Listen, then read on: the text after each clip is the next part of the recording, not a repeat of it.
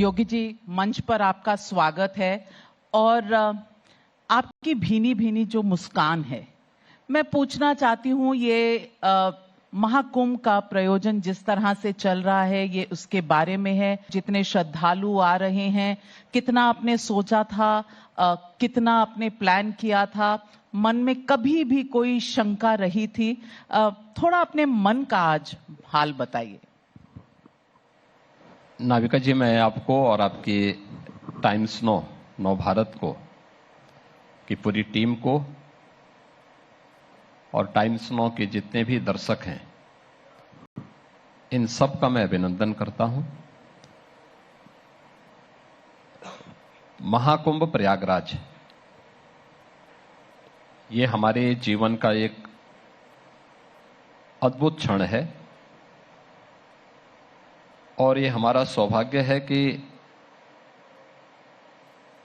इस पूरे आयोजन को आयोजित करने और इस आयोजन के साथ हमें जुड़ने का एक सौभाग्य प्राप्त हुआ है। आज जो कुछ भी आपको प्रयागराज में नजर आता है, व्यवस्था से संबंधित हो, सुरक्षा से संबंधित हो, ये सब देश के यशस्वी प्रधानमंत्री श्री नरेंद्र मोदी जी के विजन का परिणाम है।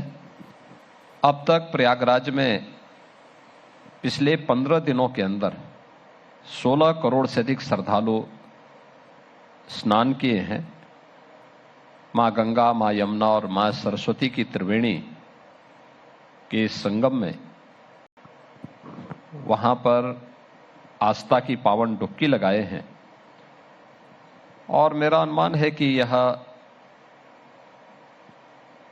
अगले 30 दिनों तक जो आयोजन अभी वहां पर चलना है, वहां पे इतने श्रद्धालु आएंगे कि ये दुनिया की तीसरी बड़ी आबादी के रूप में होगी और ये न केवल भारत की आस्था को बल्कि भारत की परंपरा और गौरवशाली संस्कृति के दर्शन भी लोगों को वहां पर करने का अवसर प्राप्त होगा।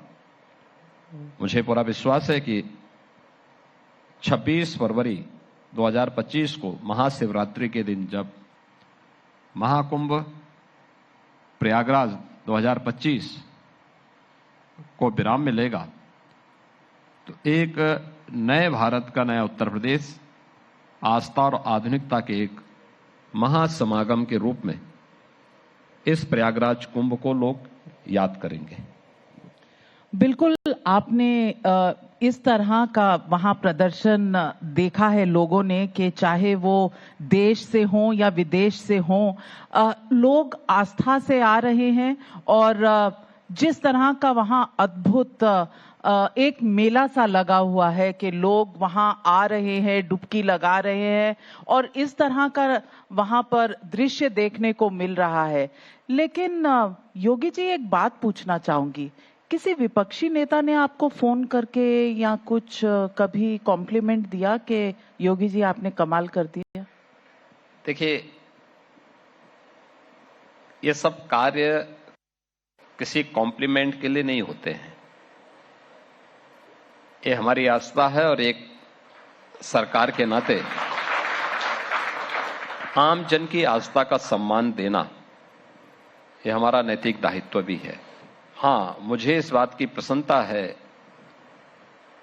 कि जो लोग पहले भारत की आस्था को सम्मान नहीं दे पाते थे, नहीं देते थे,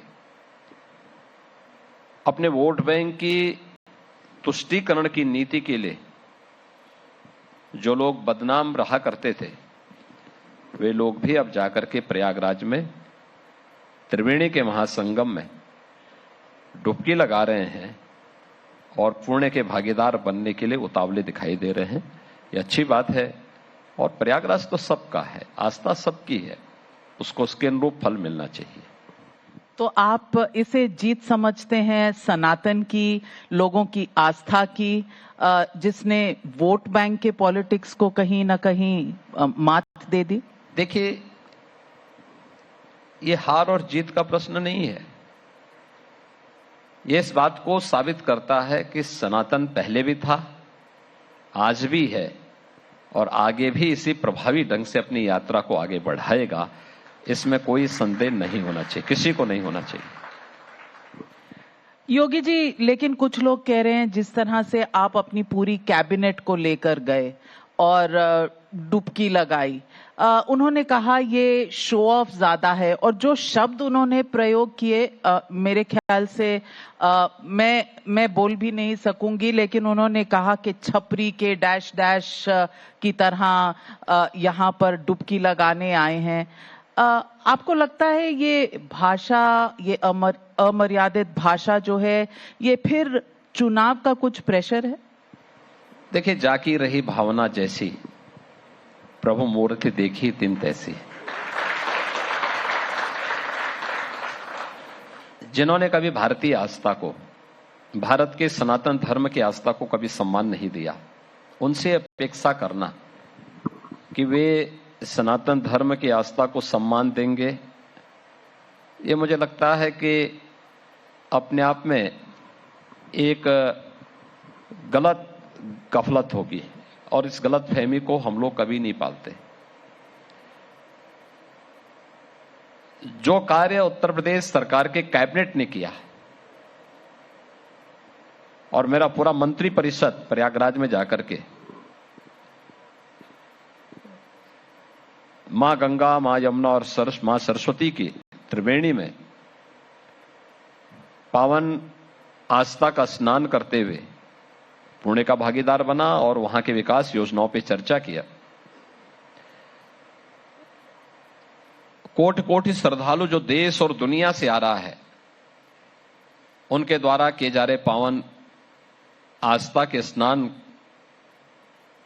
ने उन सभी लोगों को जिनकी सनातन पे आस्था नहीं थी, जो लोग अपने तुष्टीकरण के लिए कुख्यात हुआ करते थे, उनको न केवल डुबकी लगाने के लिए मजबूर कर दिया, बल्कि उन्हें भी अपने पुरोधाओं की मूर्ति को और उसके स्टेचू को वहां पर कहीं स्थापित करने के लिए भी मजबूर होना पड़ा कि नहीं, ये भी कोई स्थल है, यहां पर भी इसका भी महत्व है। हम इसको नजरअंदाज करेंगे तो ये आस्था न जाने कितने लोगों को नजरअंदाज कर देगी। तो आपको लगता है कि ये जो तुष्टीकरण की राजनीति है अब खत्म हो जाएगी, क्योंकि अब तो आस्था की डुबकी लग चुकी है? देखिए, प्रवृत्ति कभी बदलती नहीं। उनको वहां अच्छा लगता होगा वो वह काम करें, हमें जो अच्छा लगता है देश के लिए, समाज के लिए, हम वह काम करेंगे। हम उनको बाध्य नहीं कर सकते और ये करना भी नहीं चाहिए। एक स्वस्थ लोकतंत्र में उन्हें अपने राह पर चलने की पूरी स्वतंत्रता मिलनी चाहिए। हम अपने राह के पथिक हैं, हम अपने अनुसार अपनी योजनाओं को तय कर लेते हैं। लोकतंत्र में सब फैसला जनता जनार्दन करती है और जनता जनार्दन बार बार फैसला करती है। तो जनता जनार्दन का जो फैसला है वो तो इस बार के लोकसभा चुनाव में कहीं ना कहीं थोड़ा सा पीछे छोड़ दिया था। क्या ये तुष्टीकरण की राजनीति थी? क्या ये आस्था की कहीं ना कहीं मध्यम होने की बात थी? क्या हुआ? देखिए, एक तात्कालिक रूप से किसी झूठ का सहारा लेकर के व्यक्ति कुछ देर के लिए तात्कालिक सफलता भले ही प्राप्त कर सकता हो। जैसे होता है ना, लोग अफवाह फैला करके कुछ हासिल कर लेना चाहते हैं। लोकसभा चुनाव में ऐसे ही इन लोगों ने तमाम प्रकार के झूठ और फरेब का सहारा लिया था कि भारतीय जनता पार्टी आएगी तो आरक्षण समाप्त कर देगी, भारतीय जनता पार्टी आएगी तो बाबा साहब भीमराव के अंबेडकर जी के द्वारा बनाए गए संविधान को बदल देगी, इंडी गठबंधन की सरकार आएगी तो खटाखट 1 लाख रुपए सबके खाते में चला जाएगा। ये तमाम बातें इनके द्वारा और बाकायदा सोशल मीडिया, डिजिटल मीडिया का दुरुपयोग करते हुए इन लोगों ने किया। ये लोग परेशान थे इस बात को लेकर के कि वास्तव में भारत के संविधान का आजादी के बाद सबसे ज्यादा सम्मान अगर किसी ने किया है तो प्रधानमंत्री मोदी जी है। लेकिन तात्कालिक रूप से इंडी गठबंधन उस समय दुष्प्रचार करने में, अपने झूठ को फैलाने में सफल हुआ। लेकिन जैसे ही जनता जनार्दन को वास्तविकता का पता लगा तो इनको चारों खाने मुंह की खानी पड़ी। हरियाणा हो या महाराष्ट्र या फिर उत्तर प्रदेश के अंदर बाई इलेक्शन 9 में से 7 भारतीय जनता पार्टी जीतती है। ये चीजें दिखाती हैं कि सत्य को बहुत दिनों तक आप ढक करके नहीं रख सकते, वह उजागर होगा, अवश्य होगा। और वही उजागर अभी हाल ही के इलेक्शन के दौरान उसके परिणाम के माध्यम से भी हुआ है। और वही सत्य का उजागर होना, वही सनातन की विजय के रूप में प्रयागराज महाकुंभ के अवसर पर भी हम देख सकते हैं। योगी जी, उसी समय महाराष्ट्र और हरियाणा के चुनाव में जीत के लिए माना जाता है कि आपका एक नारा था जिसने जोड़ के रख दिया, बटेंगे तो कटेंगे। देखिए, मेरा नारा नहीं, हम लोगों ने एक कार्यकर्ता के रूप में हम लोग भी उस पूरे कैंपेन में भाग लिए थे।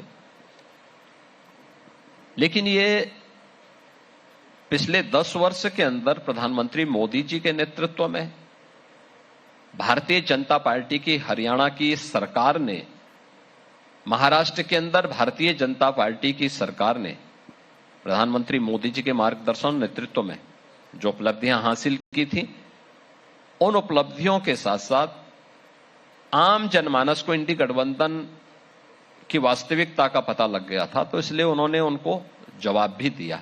दिल्ली में बटेंगे तो कटेंगे का नारा चलेगा? देखिए, दिल्ली में बहुत सारे मुद्दे हैं और सभी प्रकार के मुद्दे दिल्ली में सामने आएंगे जो वहां तो इंडी गठबंधन तो है नहीं बचा हुआ। वो तो जितने उसमें लोग जुड़े हुए थे, जितने दल जुड़े हुए थे, उतने ही उसके अलग अलग भाग में वो विभाजित भी हो गया है। लेकिन वहां पे आम आदमी पार्टी है, कांग्रेस है, ये सभी अपने अपने मुद्दों पे लड़ रही है और दिल्ली को कैसा नारकीय स्थिति में पहुंचा दिया है आम आदमी पार्टी ने पिछले 10 वर्ष के अंदर। तो जनता जनार्दन के पास सबसे अच्छा जवाब इस समय मांगने का है। और मैंने इसीलिए कहा दिल्ली के अंदर भी कि दिल्ली में कि भाई, मैं प्रयागराज में उत्तर प्रदेश सरकार का सभी पूरा मंत्रिमंडल वहां जाता है, संगम में स्नान करता है। और महाकुंभ मेला प्रारंभ होने के पहले भी मैं कई बार गया और जब भी गया मैंने वहां आचमन भी लिया और स्नान भी किया। हमने यही बात कही कि अगर मैं प्रयागराज में मां गंगा, मां यमुना और मां सरस्वती की पावन त्रिवेणी में पूरा कैबिनेट जाता है, कोटि कोटि श्रद्धालु वहां जाकर के डुबकी लगाता है, आचमन करता है, तो क्या श्री अरविंद केजरीवाल जी और उनकी कैबिनेट 5 फरवरी के पहले यमुना जी में जाकर के सामूहिक रूप से डुबकी लगा करके और उस जल का आचमन कर पाएंगे? मैंने यही प्रश्न उनसे पूछा है। और ये प्रासंगिक इसलिए है क्योंकि उत्तर प्रदेश में नमामि गंगे परियोजना के अंतर्गत आदरणीय प्रधानमंत्री जी के नेतृत्व में जो कार्य हुए, आज अविरल और निर्मल गंगा के दर्शन हमें प्रयागराज में होते हैं। लेकिन दिल्ली के अंदर यमुना जी के बारे में नमामि गंगे परियोजना के अंतर्गत गंगा और उसकी जितने भी सहायक नदियां थी, इन सभी नदियों के जल को उसी प्रकार से अविरल और निर्मल करने की एक कार्रवाई को आगे बढ़ना था। लेकिन आम आदमी पार्टी की केजरीवाल सरकार ने दिल्ली के अंदर यमुना जी में सब कार्य नहीं होने दिए। किसी भी दिल्ली के विकास से जुड़े हुए देश के लिए महत्वपूर्ण किसी भी प्रोजेक्ट में आम आदमी पार्टी की सरकार योगदान नहीं देती। और आम आदमी पार्टी की सरकार के पाप का दुष्परिणाम हमें यमुना जैसी हमारी पौराणिक नदी, जो आस्था की प्रतीक है, भगवान श्री कृष्ण की लीलाएं वृंदावन में जिस पावन नदी के तट पर सबके सामने आई थी, उस पावन नदी को एक गंदे नाले के रूप में बहते हुए हम लोग मथुरा वृंदावन में देख सकते हैं। वो कहते हैं आप भी तो साफ कर सकते हैं मथुरा के पास यमुना को। हम तो मथुरा के बाद हमारी कार्रवाई आगे बढ़ चुकी है और इसी का परिणाम है कि वही यमुना जी जब प्रयागराज में आती है तो अविरल और निर्मल होती है। ये डबल इंजन की भारतीय जनता पार्टी की सरकार का ही कार्य है, जो आज प्रयागराज में आपको अविरल और निर्मल गंगा देखने को मिलती है। अरविंद केजरीवाल कहते हैं आप 10 घंटे से ज्यादा उत्तर प्रदेश में बिजली नहीं देते, क्या जवाब देंगे? वो तो आकर के देखे ना उत्तर प्रदेश को। उत्तर प्रदेश में उनके जो पार्टनर रहे हैं यहां 2012 से 17 तक, मुझे लगता है उस समय का सपना उनको याद आ रहा होगा, क्योंकि सब उत्तर प्रदेश में 3 से 4 घंटे बिजली मिलती थी। 3 जिलों में बिजली मिलती थी, बाक में और जगह बिजली नहीं मिलती थी। आज 3 जिले कौन से? 3 जिले हैं, सब हर व्यक्ति जानता है कौन ऐसे वीवीआईपी जिले थे, बाकी और जगह नहीं मिलती थी। आज उत्तर प्रदेश के अंदर 75 के 75 जिला मुख्यालयों को 24 घंटे बिजली मिलती है। उत्तर प्रदेश के अंदर हर तहसील मुख्यालय को 20 से 22 घंटे की बिजली मिलती है और ग्रामीण क्षेत्र में 18 से 20 घंटे की बिजली उत्तर प्रदेश में 1 अप्रैल 2017 से हमारी सरकार दे रही है। तो ये सब काम तो डबल इंजन की भारतीय जनता पार्टी की सरकार ने किए हैं। लेकिन मैं केजरीवाल जी से पूछना चाहता हूं कि उन्होंने दिल्ली के अंदर क्या किया है। दिल्ली के अंदर एनडीएमसी का क्षेत्र है, यह गृह मंत्रालय और शहरी विकास मंत्रालय के अधीन आता है भारत सरकार में। वहां की सुविधा और वहां पर उपलब्ध होने वाली बिजली को छोड़ दें तो शेष दिल्ली की स्थिति क्या है? सबसे ज्यादा बिजली ट्रिप करती है अन्य बाहरी दिल्ली में, जितने में आप पूरी दिल्ली के अंदर एनडीएमसी के एरिया के बाहर आप चले जाइए, गंदगी का ढेर है। सड़कें पता ही नहीं लगती हैं कि सड़क है या गड्ढा है। सीवर सड़कों पे बह रहा है। अव्यवस्था किस कदर है कि आज दिल्ली के लोगों को बसने के लिए नोएडा आना पड़ रहा है। नोएडा, ग्रेटर नोएडा, यमुना अथॉरिटी पे लोग करके फ्लैट खरीद रहे हैं, मकान खरीद रहे हैं, वहां बस रहे हैं। और मैं इस बात के लिए चुनौती देता हूं कि आकर के देखें ना आज के दिन पे, जिस दिल्ली में 10 वर्ष से आम आदमी पार्टी की केजरीवाल सरकार या उनके सहयोगी वहां जिस दिल्ली में राज कर रहे हैं, उस दिल्ली के इंफ्रास्ट्रक्चर को और यूपी के एनसीआर से सटे हुए जनपदों के इंफ्रास्ट्रक्चर को ही आप देख लें। और की बात तो बाद में करना, पहले इसको वे लोग देख लेना। जमीन आसमान का अंतर उनको नजर आएगा, क्या स्वच्छता को लेकर के, क्या इंफ्रास्ट्रक्चर को लेकर के, क्या सुविधाओं को लेकर के। आखिर 17 के पहले इससे बदहाल स्थिति में उत्तर प्रदेश था जो आज उत्तर प्रदेश में है। लेकिन उत्तर प्रदेश ने इन 8 वर्ष में एक लंबी छलांग लगाई। लेकिन दिल्ली के अंदर क्या हुआ?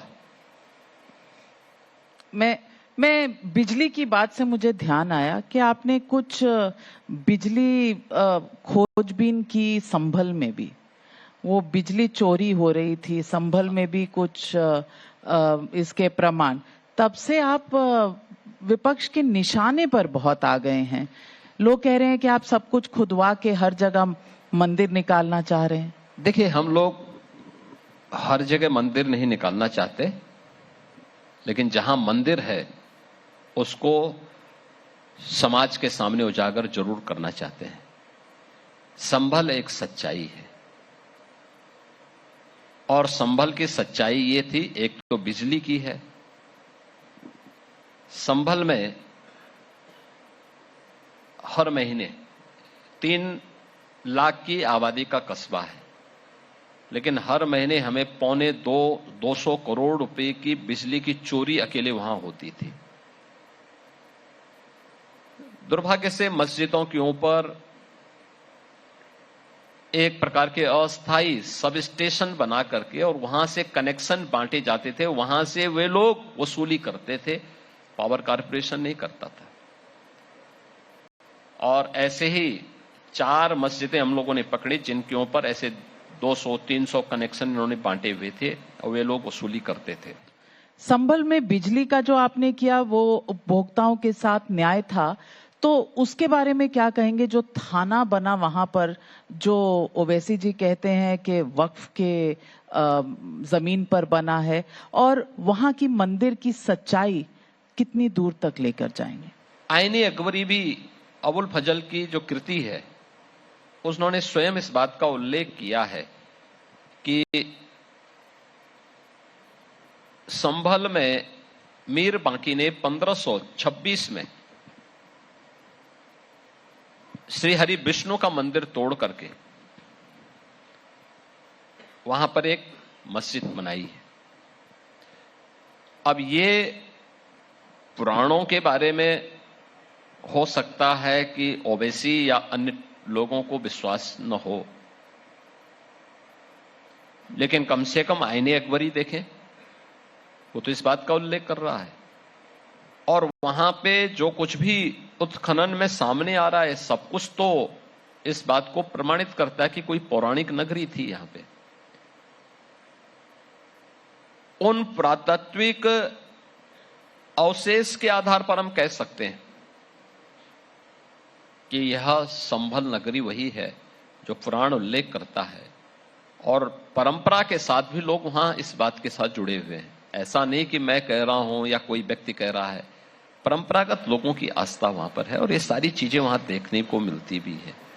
तो अगर ये चीजें सामने आ रही हैं तो मुझे लगता है कि उनको इस सच्चाई को स्वीकार करने की हिम्मत भी करनी चाहिए। लेकिन योगी जी, विपक्ष के लोग कहते हैं कि अब हम पौराणिक काल में नहीं जी रहे, अब हम एक संवैधानिक काल में जी रहे हैं, जहां लॉ में प्लेसेस ऑफ वर्शिप एक्ट भी है।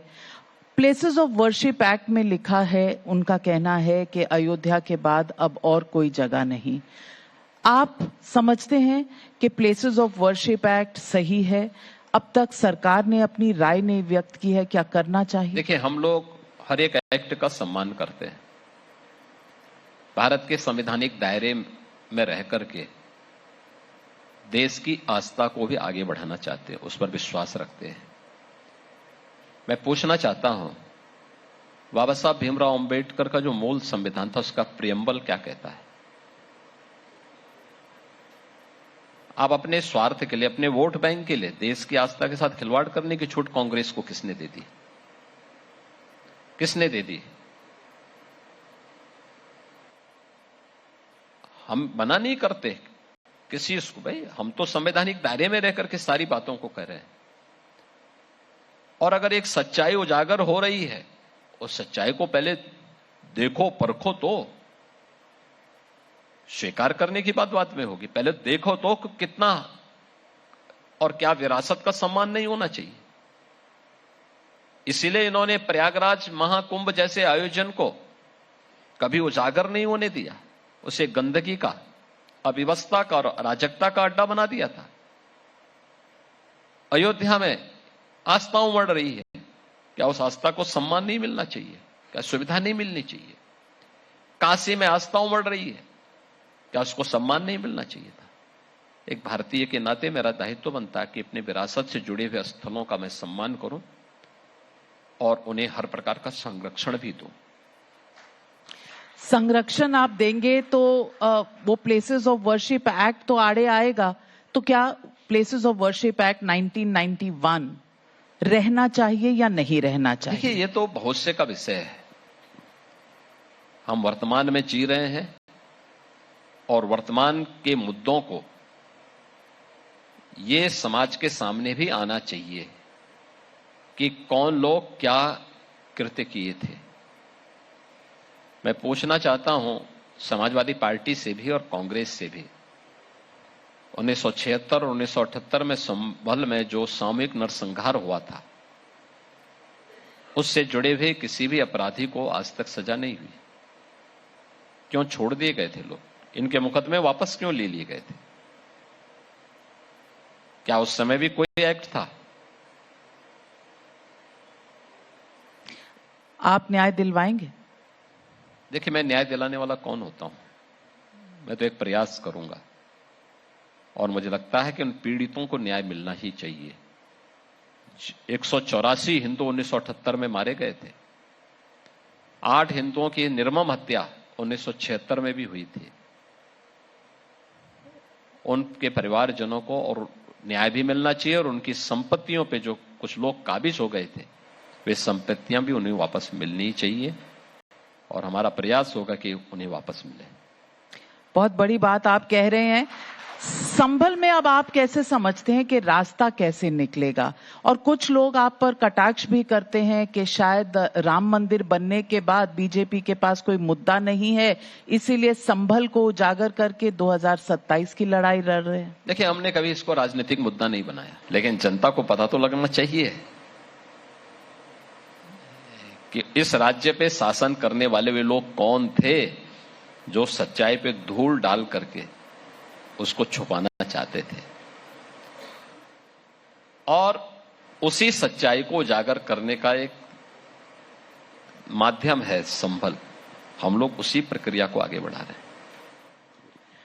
योगी जी, मल्लिकार्जुन खड़गे कहते हैं कि आप और मोदी जी चाहे सैकड़ों डुबकियां लगा लें, आपके पाप धुलने वाले नहीं हैं। किन पापों की बात कर रहे हैं? देखिए, मल्लिकार्जुन जी काफी बुजुर्ग नेता हैं और कांग्रेस के अध्यक्ष भी हैं। देर सवेर उनको भी डुबकी लगाने के लिए आना है। आप देखना, जरूर आएंगे, लेकिन अपनी खींच को मिटाने के लिए कुछ तो बोलेंगे। हम मल्लिकार्जुन खड़गे जी से पूछना चाहते हैं कि देखिए, व्यक्ति को जब उम्र बढ़ती है तो सच के वो ज्यादा नजदीक होता है। उनको इस सच को भी उजागर करना चाहिए कि उनके परिवार के साथ देश की आजादी के तत्काल बाद हैदराबाद के निजाम के रजाकारों ने क्या व्यवहार किया था और हैदराबाद का निजाम कौन था और उसके रजाकार कौन थे। इस सच्चाई को जिस दिन वे स्वीकार करके जनता जनार्दन के सामने बोलेंगे, खड़गे जी उस दिन संभल की सच्चाई को भी स्वीकार कर लेंगे। आपको नहीं लगता योगी जी कि इंडोनेशिया के राष्ट्रपति कहते हैं कि मेरा डीएनए चेक कराओ तो मैं भारतीय मूल कहीं ना कहीं आपको मिल जाएगा? देश के बड़े इस्लामिक देश के राष्ट्रपति हैं, उनको ये कहने में कभी भी संकोच नहीं हुआ, लेकिन हमारे देश के कुछ लोगों को इतना संकोच क्यों तो होता? लड़ाई तो इसी बात को लेकर के है। तो मैं यही कहता हूं कि इंडोनेशिया दुनिया का सबसे बड़ा मुस्लिम देश है, सबसे बड़ा। और जो माननीय राष्ट्रपति इंडोनेशिया हमारे रिपब्लिक डे परेड के चीफ गेस्ट हैं, उनका नाम विशुद्ध संस्कृत निष्ठ नाम है, उपासना विधि इस्लाम है। यह है महानता, यह है महानता कि इंडोनेशिया दुनिया का सबसे बड़ा मुस्लिम देश राम को अपना पूर्वज मानता है। गरुड़ उनकी नेशनल एयरलाइंस है। गणपति उनकी करेंसी का पार्ट है। रामलीला उनका नेशनल फेस्टिवल है। क्या भारत के अंदर रह करके भारत की धरती का उपभोग करने वाले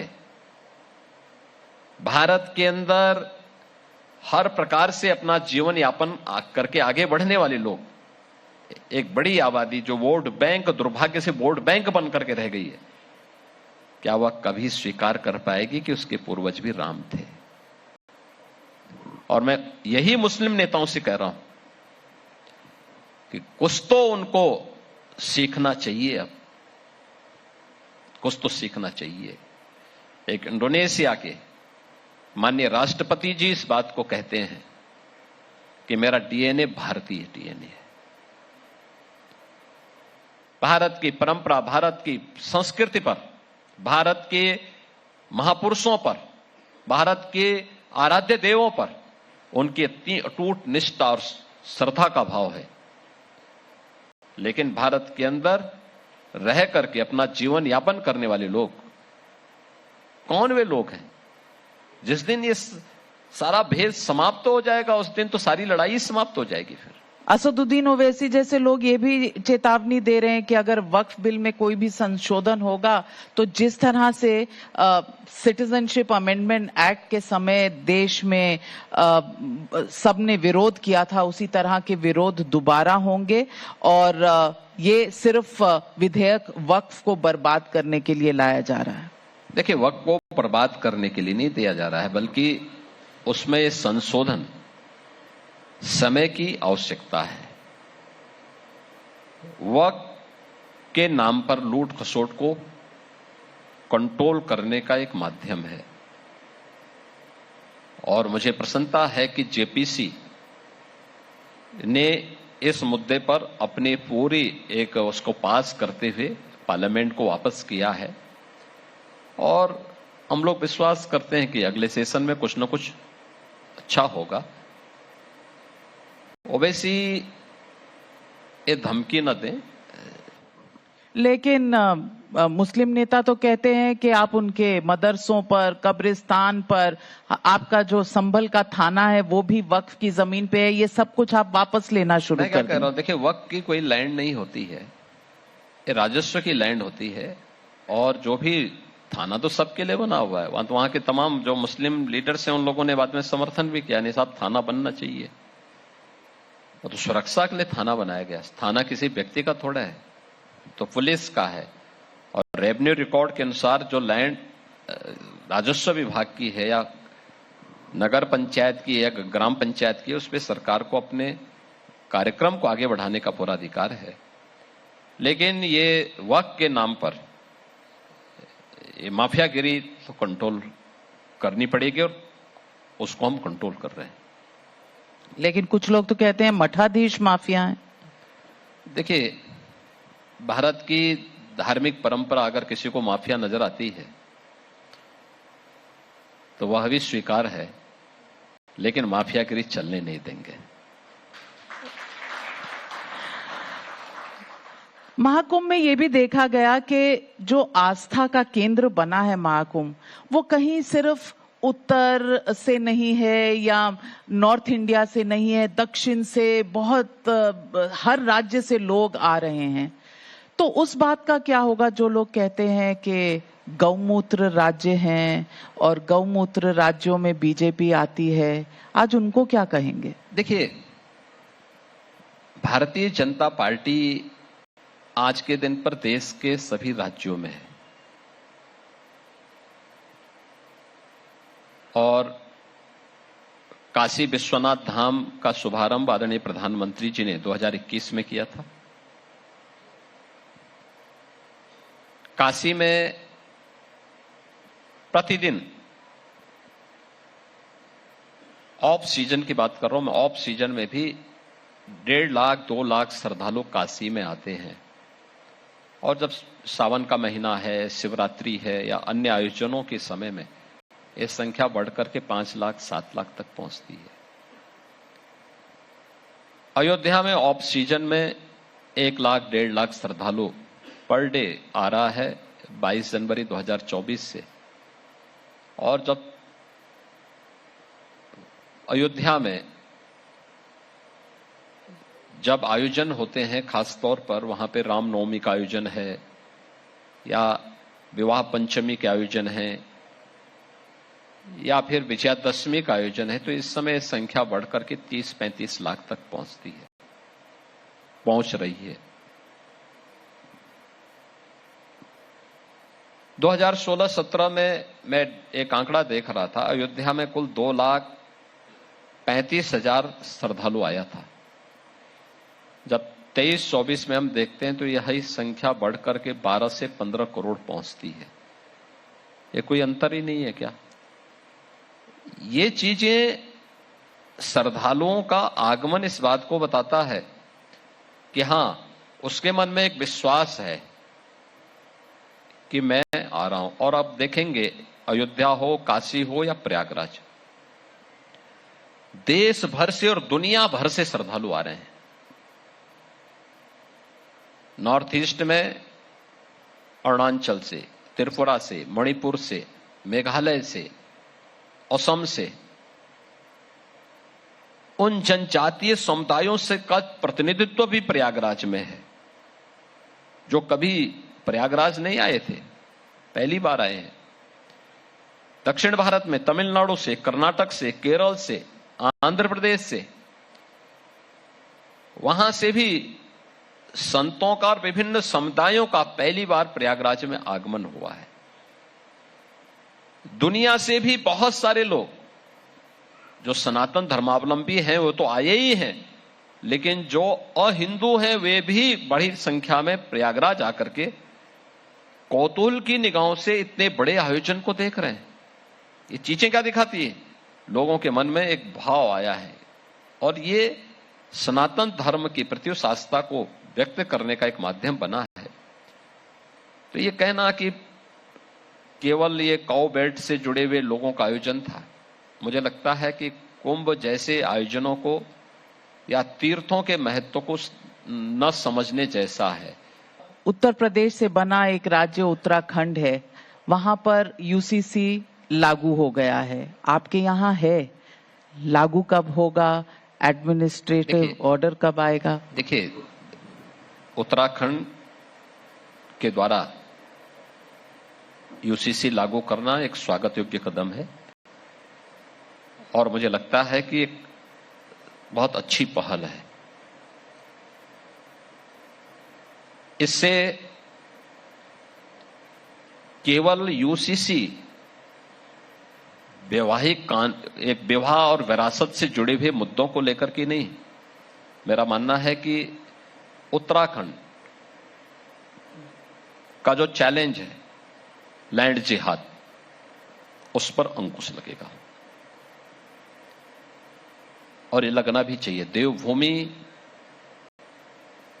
को उसकी पहचान बनी रहनी चाहिए।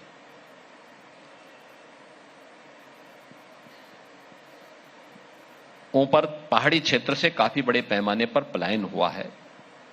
नौकरी रोजगार के लिए लोग नीचे मैदानी क्षेत्र की तरफ पलायन किए हैं और नीचे से जाकर के बहुत सारे विधर्मी तत्वों के द्वारा वहां जमीनों को कब्जा करने या जमीन खरीदने, इन सब पर एक पहल है लैंड जिहाद को रोकने की। यूपी जिस बीमारी से ग्रसित होने जा रहा था वह था लव जिहाद। हमने लैंड जिहाद नहीं है, मैं कह रहा हूं लव जिहाद से लैंड जिहाद था।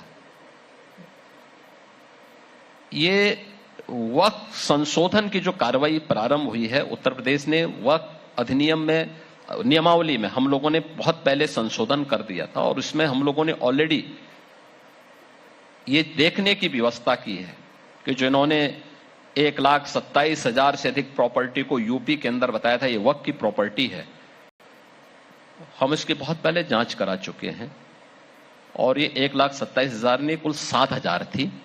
हमने कल केवल 7,000 प्रॉपर्टी आपकी है, शेष राज्य सरकार की प्रॉपर्टी है। तो उनकी लैंड जिहाद की प्रवृत्ति को तो हम लोगों ने ऑलरेडी कंट्रोल किया हुआ है। हां, लव जिहाद का कानून उत्तर प्रदेश ने 2020 में ही हम बना चुके हैं, लागू भी है यहां पे और बहुत सख्ती से हम उसको लागू भी कर रहे हैं।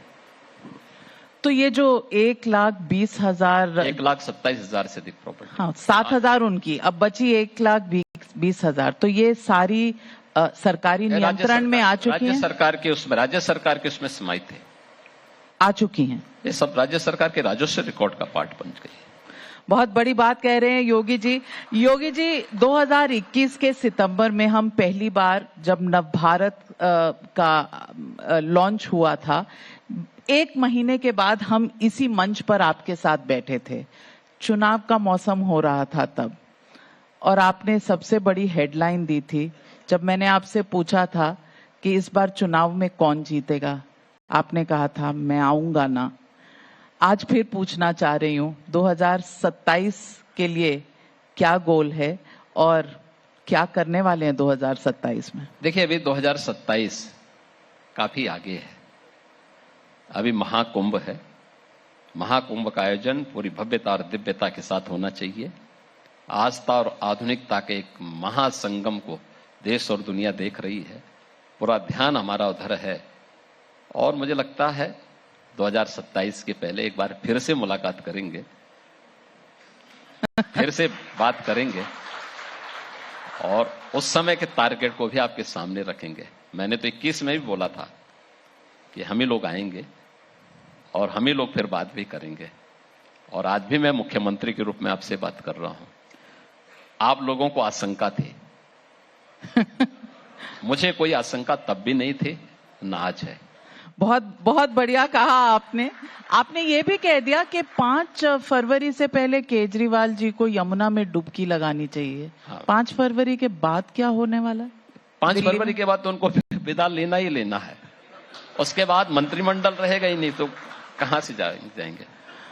बहुत बहुत आभारी हूं मैं आपके लिए, आपने जो समय दिया हमें योगी जी, और हमें जिस तरह से इस बार के कुंभ का दर्शन हुआ है, मुझे लगता है देश के हर नागरिक की तरफ से आपको बहुत बहुत धन्यवाद। कल मौनी अमावस्या भी है, कल बड़ा दिन है, वहां पर आप भी होंगे? आज नहीं, हमने श्रद्धालुओं की सुविधा के लिए 6 जो बड़े स्नान होंगे उसमें हर प्रकार के वीवीआईपी और वीआईपी प्रोटोकॉल सस्पेंड किया हुआ है। योगी जी, कंपटीशन तो चलता रहता है, ये लोकतंत्र की एक परंपरा है, लेकिन अगर आपसे दिल की बात पूछूं तो विपक्षी नेताओं में आपको ज्यादा पसंद कौन है, अखिलेश जी या राहुल गांधी? देखिए, दोनों एक ही सिक्के के 2 पहलू हैं। दोनों की उपस्थिति एक राज्य में है, एक दिल्ली में है। दोनों की उपस्थिति भारतीय जनता पार्टी के रास्ते को और साफ करता है। ये जितना बोलेंगे हमारे लिए उतना अच्छा एक रास्ता खुलता है। तो मौनी अमावस्या को इनको मौन धारण कर लेना चाहिए। देखिए, मौनी अमावस्या हम लोग तो एक योगी के रूप में भी और मुख्यमंत्री के रूप में भी, मैं मौनी अमावस्या की सभी श्रद्धालुओं को और पूरे प्रदेशवासियों को अपनी शुभकामनाएं देता हूं। बहुत बहुत धन्यवाद। मिल्कीपुर लेकर जाएंगे या? मिल्कीपुर हम लोग जीतेंगे। मिल्कीपुर तो 5 फरवरी को ही चुनाव होने जा रहा है। बीजेपी जीतेगी। हम 9 में से 7 जीते हैं, 10 में से 8 बीजेपी जीतेगी।